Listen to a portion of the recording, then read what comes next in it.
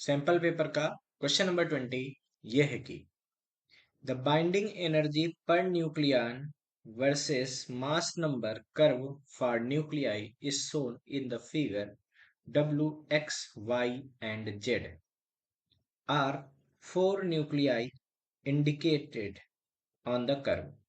Identify which of the following nuclei is most likely to undergo nuclear fission. फिर nuclear fusion justify your answer. Okay, तो देखिए बच्चों, इस question में हमसे क्या कह रहे हैं कि बाइंडिंग एनर्जी पर न्यूक्लियन, ये है बाइंडिंग एनर्जी पर न्यूक्लियन। ठीक है, इसको थोड़ा और सा मैं आपको जूम करके दिखा रहा हूँ, आप देख लीजिए बच्चों। ये कुछ ऐसा अपने को दे दिया है। ठीक है, ये है बाइंडिंग एनर्जी पर न्यूक्लियन। अच्छा,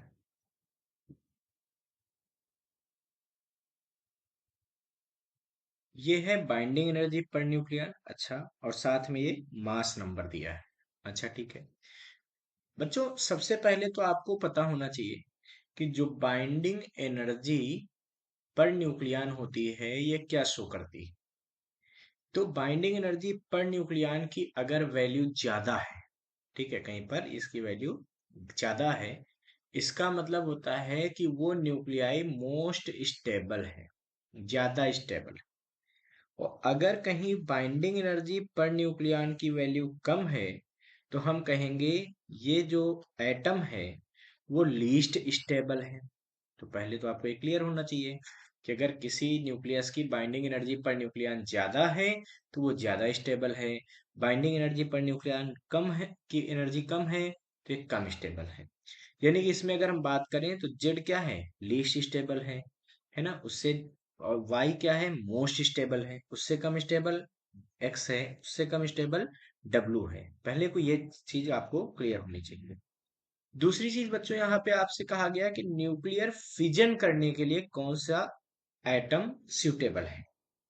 तो बच्चों, इसके लिए आपको न्यूक्लियर फिजन की आपको डेफिनेशन पता होनी चाहिए। न्यूक्लियर फिजन क्या होता है? जब एक हैवी न्यूक्लियस दो लाइट न्यूक्लियाई में ब्रेक हो जाता है तो इस प्रोसेस को हम लोग बोलते हैं, ये क्या है, न्यूक्लियर फिजन है। मतलब एक हैवी न्यूक्लियस का दो लाइट न्यूक्लियाई में ब्रेक होना न्यूक्लियर फिजन है। जैसे आपको एग्जांपल में बताया गया होगा कभी कि यूरेनियम ब्रेक हो जाता है बेरियम और क्रिप्टॉन में। कैसे? जब यूरेनियम में एक न्यूट्रॉन आता है तो न्यूट्रॉन को एब्जॉर्ब करके वो बेरियम क्रिप्टॉन बनाता है। साथ में तीन ठो न्यूट्रॉन और प्रोड्यूस होते हैं और वो कुछ एनर्जी भी यहाँ पे प्रोड्यूस करता है। ये तो आपने पढ़ा होगा बच्चों, है ना। जबकि यहाँ पे न्यूक्लियर का एटॉमिक वेट कितना होता है बच्चों? ये होता है, मतलब इसका एटॉमिक नंबर होता है 92 और एटॉमिक वेट होता है 235।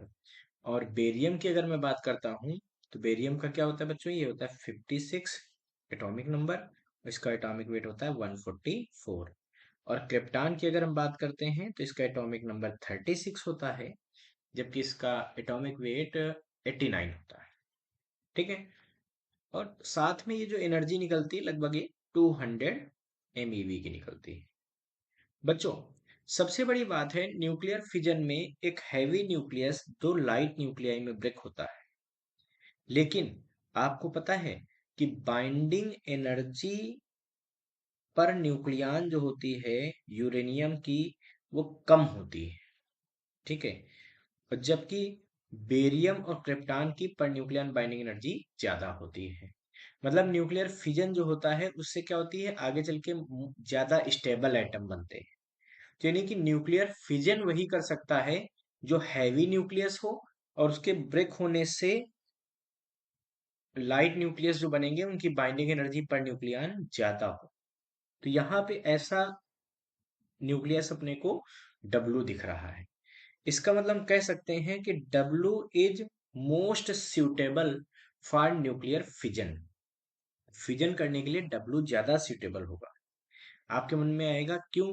क्योंकि जब डब्लू टूटेगा तो एटॉमिक, भाई इसका एटॉमिक वेट कितना है 190, तो टूटेगा कुछ तो बनेगा। मतलब मान लीजिए 90 बन गया, एक 90 सॉरी एक 90 बन गया, और दूसरा भी जो है वो आपका 100 बन गया।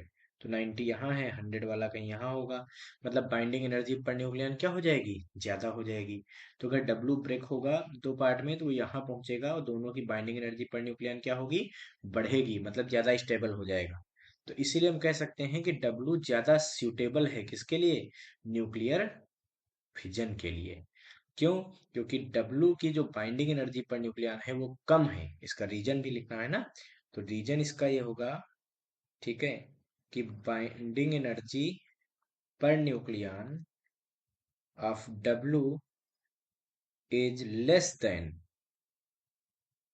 ठीक है, binding energy per nucleon of X and binding energy per nucleon of Y. तो डब्लू इसलिए ज्यादा स्टेबल, मतलब अच्छा माना जाएगा न्यूक्लियर फिजन के लिए, क्योंकि एक तो बाइंडिंग एनर्जी पर न्यूक्लियस की कम है तो ये कम स्टेबल है, तो इसको आसानी से तोड़ा जा सकता है। दूसरी बात, जब ये ब्रेक हो करे होगा तो जो एटम बनेंगे वो ज्यादा स्टेबल वाले बन जाएंगे। तो ये न्यूक्लियर फिजन की सारी कंडीशन को फॉलो कर रहा है, इसीलिए हम कहेंगे कि ये न्यूक्लियर फिजन के लिए बिल्कुल परफेक्ट है। अब बच्चों हम बात करते हैं, हमसे पूछा गया न्यूक्लियर फ्यूजन के लिए, है ना। तो न्यूक्लियर फ्यूजन क्या होता है, अच्छा बताओ, पहले तो पता होना चाहिए ना। अब हम लोग बात करने जा रहे हैं न्यूक्लियर फ्यूजन की। तो फ्यूजन क्या होता है भाई, सोचो। तो न्यूक्लियर फ्यूजन को हम ये कह सकते हैं कि जब दो लाइट न्यूक्लियाई, ठीक है, जब दो लाइट न्यूक्लियाई कंबाइंड होते हैं, ठीक है, और कंबाइन होकर एक हैवी न्यूक्लियस बनाते हैं, तो इस फिनोमिना को हम लोग बोलते हैं न्यूक्लियर फ्यूजन। जैसे 1H2 से मान लीजिए 1H2 बना, दो ड्यूटेरियम मिल गए, तो इससे क्या बनता है बच्चों, 1H3 बनता है, साथ में 1H1 बनता है, मतलब ट्राइटियम बना, हाइड्रोजन बना, और साथ में 4.03 MeV की एनर्जी निकलती है, ठीक है। अब समझने वाली बात यहाँ पे ये है कि न्यूक्लियर फिजन में क्या होता है, फ्यूजन में क्या होता है, कि दो छोटे छोटे न्यूक्लियाई एक दूसरे से कंबाइन होते हैं और एक हैवी न्यूक्लियस बनाते हैं, मतलब उनके कंपैरिजन में थोड़ा लार्ज एटॉमिक मास वाला न्यूक्लियस बन जाता है।